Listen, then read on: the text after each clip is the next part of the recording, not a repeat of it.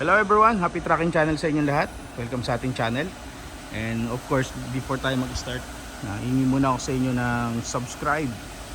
And also mag-like kayo guys, pa-like ako sa mga video na napapanood nyo sa ating channel. So umpisa na natin review tong 10-wheeler wing van na bagong dating. Nagkaroon tayo ng pagkakataon guys, meron agad siyang susi.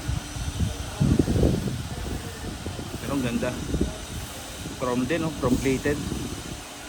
2-step. Kinulang na lang yung side mirror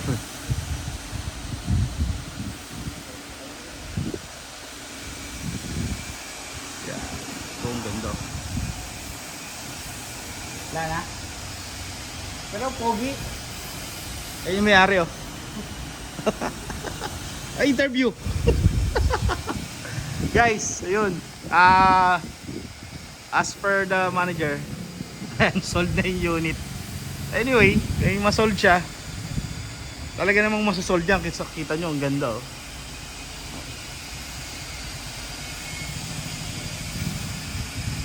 Yeah, tignan natin. Tignan natin. Bait ba na sold?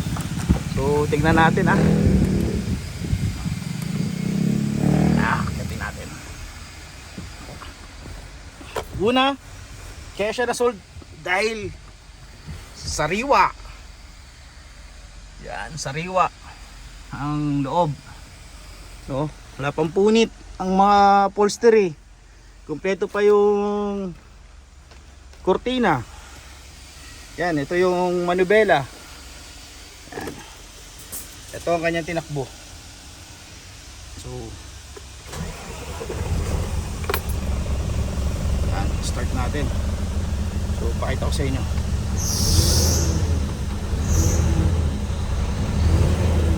May konting delay siya.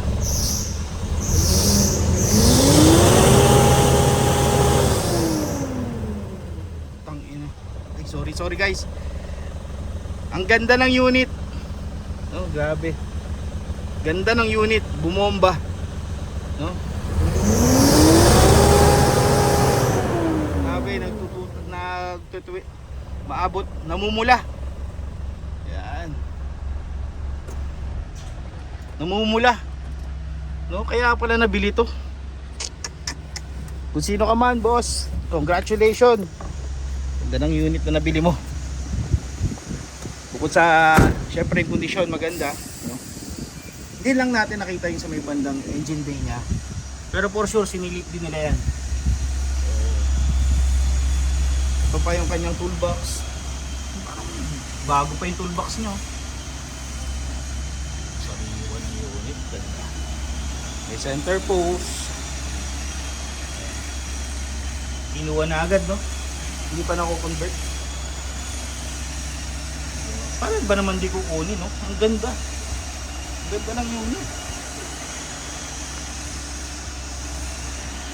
Oh. Yung kanyang backside.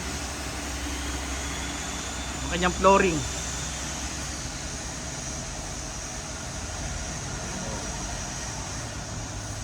Diba? Ganda. Flooring niya sariwa din.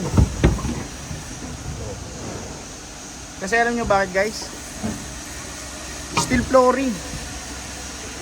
Solid.